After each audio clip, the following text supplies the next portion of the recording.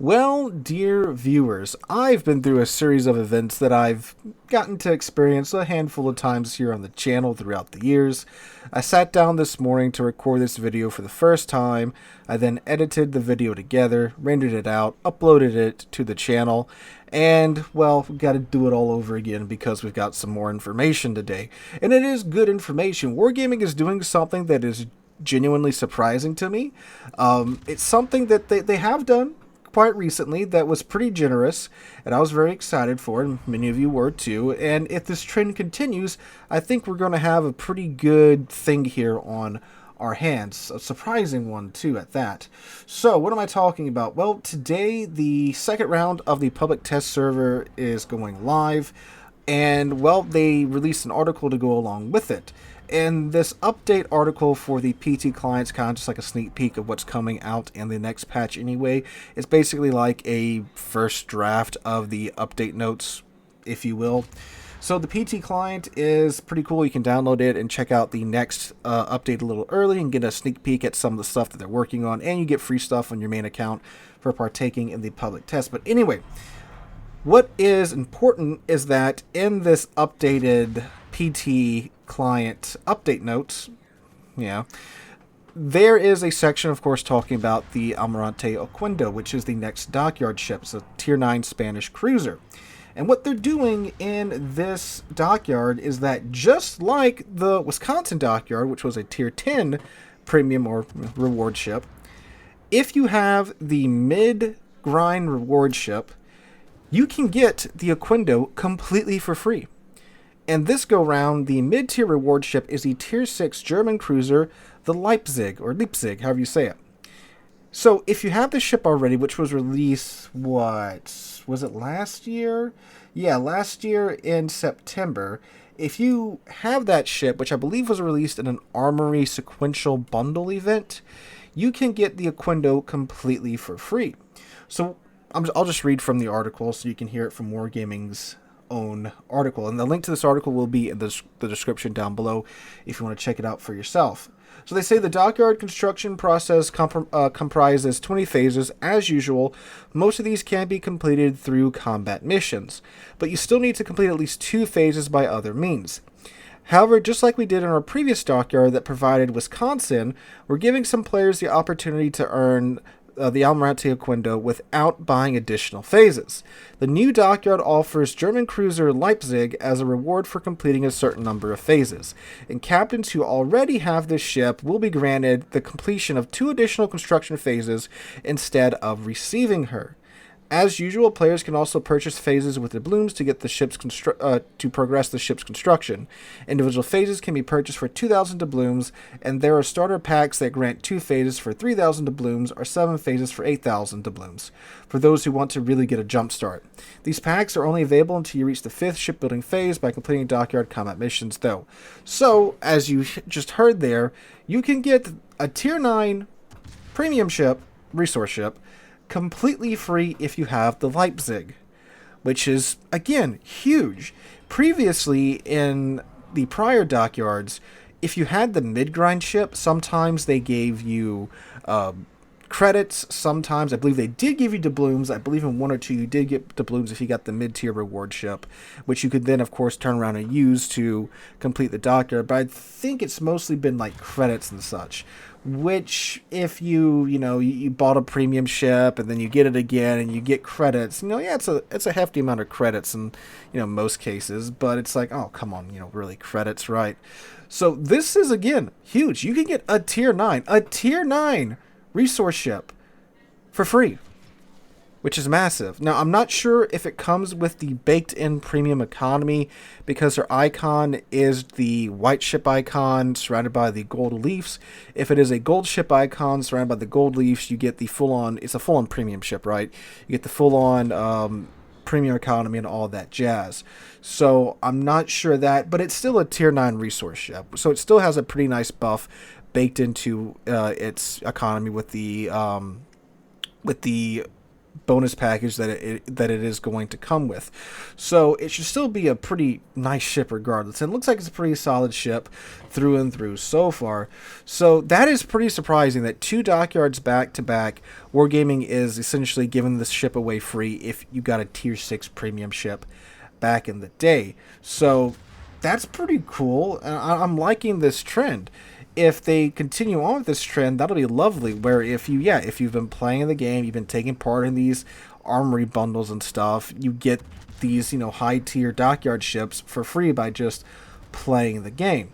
Now, of course, it is a tier 9 ship, so the missions are probably going to be fairly stout toward the end. The Wisconsin ones weren't too bad for me. No, I play this game a bunch, so yeah, no duh. But I did go on vacation in the middle of the dockyard, and I had some busy stuff toward the beginning of the dockyard because it came out like right at the end of the school year. That's some of the busiest times if you're a teacher. So I wasn't exactly playing the game a whole lot for a good chunk of the dockyard for the Wisconsin. And I still got to the last phase of the mission. I got to actually the last mission chain, I believe like 2 days before the dockyard ended, and I just didn't have time to grind it out. I don't think I could really do anything anyway because I bought my way through the event. I think I got all this still I could get out of the event. Anyway, so it should be a little less difficult than the Wisconsin grind. Now, I guess difficult maybe not be the right word. It'll be a little less grindy than the Wisconsin, because the Wisconsin was a tier 10. This is a tier 9, so it should be a little bit less. So, again, props to Wargaming. I'm genuinely surprised they're doing this with 2 dockyards back to back. It's a big thumbs up for me. So, that's pretty cool. So now you're going to go in and listen to the second half of the video concerning the 2 DevBlogs that were put out this morning. And I'm going to say the whole intro thing again, so I do apologize. But hey, news came out in the middle of the day, and, well, it is what it is. So here you go. Well, fellas, today Wargaming decided to release a pair of DevBlogs at friggin' 3:30 in the morning my time. Anyway, one of these DevBlogs contains very good information for our number of ships in the forms of pretty significant buffs up and down the list. Other DevBlog contains some changes to some upcoming test ships. We're going to go ahead and dive right on into them right now. If you do wish to read along as I read aloud, you can check out the link in the description down below. If there are any relevant images or artwork or graphs or visuals, I will throw them up on screen as we go through them.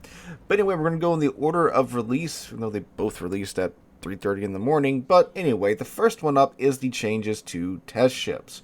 And these changes are affecting the British aircraft carrier Theseus and the European cruiser Svea. So they say, based on testing results, we're applying changes to British aircraft carrier Theseus and European cruiser Svea, Theseus, however you say it. Anyway, the Theseus, the Tier 8 British aircraft carrier, this is the Colossus sister ship. So her skip bombs have been changed. The damage that they've dealt has been reduced from 13,900 to 11,700, and their fire chance has been reduced from 79%, God, to 66%. I can see why that might have needed to be nerfed. And then the torpedoes have also been changed as well. Their arming distance has been increased from 282 meters to 483 meters. So some big nerfs to the Theseus there for sure. Now the Svea, which is the Tier 10 European cruiser, her main batting firing range has been reduced from 16.5 to 15.2 kilometers, and her detectability has been increased by 0.4 kilometers, from 11.1 to 11.5 kilometers. So some nerfs there to those test ships. Those ships are still some way out. The Theseus, obviously something that's going to be a little bit more highly anticipated because the Colossus. The Colossus, I don't want to say it's a good ship, but it's it was an attention getter with those AP rockets and such. But those ships are still in testing. Let's go ahead and take a look at the main feature of this pair of DevBlogs, which is this list of buffs coming to quite a number of ships that are already in the game. All right. So they say in this DevBlog, balance changes, public test 13.7. We're applying balance changes to the following ships based on analysis of both their combat statistics and player feedback. The I-56, the Hector, the Buffalo, the San Luis, the Henry IV, the Tromp, the Alvaro de Bazan, the Deloria, and the Piemonte. So a number of fairly popular ships in here that I'm sure many of you are going to be quite excited about these buffs that they are receiving. So Starting off with the I-56, the Japanese submarine, which, by the way, let me just say right here, right now, this ship was absolutely murdered by the submarine changes that came out about, 5-6 months ago. I don't think I've seen more than like one in game for, well, the entire time period since since those changes went up. So anyway, the hydrophone consumable has been buffed by receiving 3 more charges. She now receives 4 charges of her hydrophone rather than 1. Okay, so that's a pretty inoffensive buff to the I-56. The I-56 thing was that you could stay, at periscope depth relatively close to the enemy team and just kind of vomit out torpedoes. But now that we have the arming nerfs to the torpedoes, can't really do that too much anymore. So she has certainly, again, had much better days than what she is currently in right now. All right, next up is the Commonwealth Cruiser. So, first dot's a little concerning. Remove the repair party consumable, but added the specialized repair team's consumable with the following parameters. HP restoration per second, 688, is active for 20 seconds, reloads in 80 seconds, and she gets 3 charges of it. That's right, ladies and gentlemen, the Hector is getting a super heal, something that the ship very much needs. The Hector, like all, British and Commonwealth light cruisers, is made out of explodium. So, you get one stray large caliber shell hits the side of your ship, and now half of your HP is gone. She had a normal heal beforehand, but now she gets that, again, super heal that the British light cruisers, the high tier light cruisers, get to enjoy. So that's, again, it's a massive, massive buff to the Hector right there. And then up next is the Buffalo, the tier 9 American cruiser. So she's getting a buff to her reload time. It's being reduced by 1 second from 11 seconds to 10 seconds. Pretty significant there. The stock gun fire control system range has been increased from 14.1 to 14.4 kilometers. The researchable gun fire control system has had its range increased as well from 15.6 to 15.8 kilometers. And probably the biggest buff is its rudder buff that it's getting here. The stock rudder is being buffed from a 15.7 second shift time to 11.2 seconds. And then the upgraded rudder is being buffed from a rudder shift time 11.2 to 8.4 seconds. That is actually huge, especially for the American cruisers. The American cruisers are, I don't want to say they're completely, like battleship levels of maneuverability, but they aren't very maneuverable at all. And this is a massive buff to the rudder shift time of the Buffalo. I mean, that's what? A 4-second buff, about a 4.2 second buff for each of the rudders, the stock rudder and the researchable rudder. So that's huge, especially again for a cruiser. And then going down, we have the Saint Louis, which is the tier 9 French tech line heavy cruiser. Well, the heavy cruisers aren't the battle cruisers. It's in the Henry IV line, not the Marseille line. So the maximum HE shell damage is being increased from 2,800 to 3,000 damage. That's its alpha damage. That's about a 200. That is a 200 increase on its alpha damage. And then the fire chance is being increased from 15% to 17%. Then following that, the tier 10 in the French tech line, and this is a massive buff that I'm very excited to see. The engine parameters of the Henry IV have been improved. They are now similar to the majority of cruisers of her tier. So they've restored the engine parameters of the Henry IV. If you guys don't know, this is kind of funny because we had a Henry replay for Sunday's replay video. The Henry IV, back in the day, she used to be able to basically, take off and stop on a dime with her engine boost active because she, has the cruiser parameters when it comes to her engine. And if you have the engine boost, you get that improved acceleration, deceleration. But then they gave her battleship acceleration because she was too good at throttle juking at range. So that kind of murdered her. And then they slowly, over the years, have been kind of pulling that change back. They gave her half of the acceleration time that she had after the changes, and now they're giving her back the cruiser acceleration, deceleration parameters. So now this means, Henry enjoyers, we have our Henry back to its good and proper place. And that is huge for me. I'm really excited about that because, the Henry, it's a ship that, it has the French armor, and, French armor can do funny things like, eat salvos that you'd think, we're going to absolutely just delete it off the face of the map. But overall, it's still a fairly squishy ship when it does get caught out in the open, and it does get caught with, if you're driving or you're not paying attention, you sail out to the enemy team and you're broadside to them. Yeah, it's going to get absolutely murdered in those cases, and that maneuverability is what really kept the Henry, alive and really, well, good at higher tier, but obviously they nerfed it, so that kind of killed the vibe, and then the Marseille line came out, so Henry line is a little overshadowed now, but with this being restored to its rightful spot, hopefully that will maybe cause a resurgence in Henry's popularity. We do know Wargaming has said that if a ship isn't popular enough, they will buff it just to make sure it's a certain level of popularity. So maybe that's what's happening here with the Henry. But either way, good news. I am very excited for those changes. All right, and then the Tromp, a surprising buff to the Tromp. The airstrike range has been increased from 10 to 12 kilometers. That's huge. A 2-kilometer buff to her airstrike range. The Trump's airstrikes are also very good. The bombs don't have the parachutes attached to them like the Dutch airstrike bombs do. So when the Trump bombs drop, they drop pretty much straight down onto the target, and they're much easier to get good, consistent hits with than with the Dutch cruiser airstrikes. So the fact that they feel like there's a need to buff them by 2 kilometers, that's surprisingly so, because Trump was considered to be a pretty strong destroyer back when she came out. Now, maybe with maybe the direction that high tier is going and such, they felt there's a need to buff them like that. But I mean, hey, all right, Trump enjoyers rejoice. And then the Bazan, the tier 10 Spanish destroyer that it came out and it was like, yeah, it's kind of like an okay destroyer from my mind. But anyway, let's see what they did. So they added a bonus to her burst fire mode. The destroyer does have a burst fire mode. You hit F, you go into the mode, you get a couple of salvos back to back very quickly.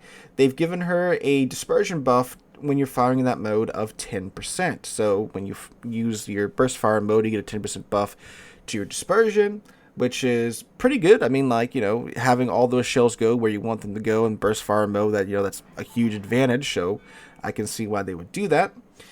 And then the torpedo detection has been reduced by, 0.1 kilometers. So it went from 1.1 kilometer to 1 kilometer now. So our torpedoes are slightly stealthier. All right. I mean, that's pretty good buffs. Now, keep in mind, too, the shell dispersion buff on the Bazan, 10%. We're already talking about destroyer guns here. So it's, it is a significant buff, but I don't think they're going to be like laser pointers after that buff. So there's that. All right, now the Italian. So the Laria, the tier 10 Italian battle cruiser. This is the ship that has the 18-inch SAP, the ship you've been watching in the background for the past 10 minutes at this point. So they've buffed her AA guns. Anti-aircraft range of dual-purpose 135mm guns increased from 4.6 to 5.2 kilometers. The damage within this radius remains unchanged. And overall continuous damage values have been decreased from 353 to 318 due to the maximum AA range of the ship increasing. Yeah, 4.6 kilometer AA range of the Italian higher tier ships is kind of pointless because most CVs, they drop their ordnance, on the very edge of that AA range. So they drop it and they recall their aircraft. So they're maybe within your AA range for a few seconds. So it's pretty useless because of the range. So giving it that buff to 5.2 kilometers makes it a little bit more useful. That's still pretty short as far as high tier AA range goes, but it is something better at least. And the Piemonte had a similar buff to her AA. This is the Italian supercruiser, but the continuous damage was reduced from 508 to 455 instead of the 353 to 318 that the Laria got. So again, same thing there.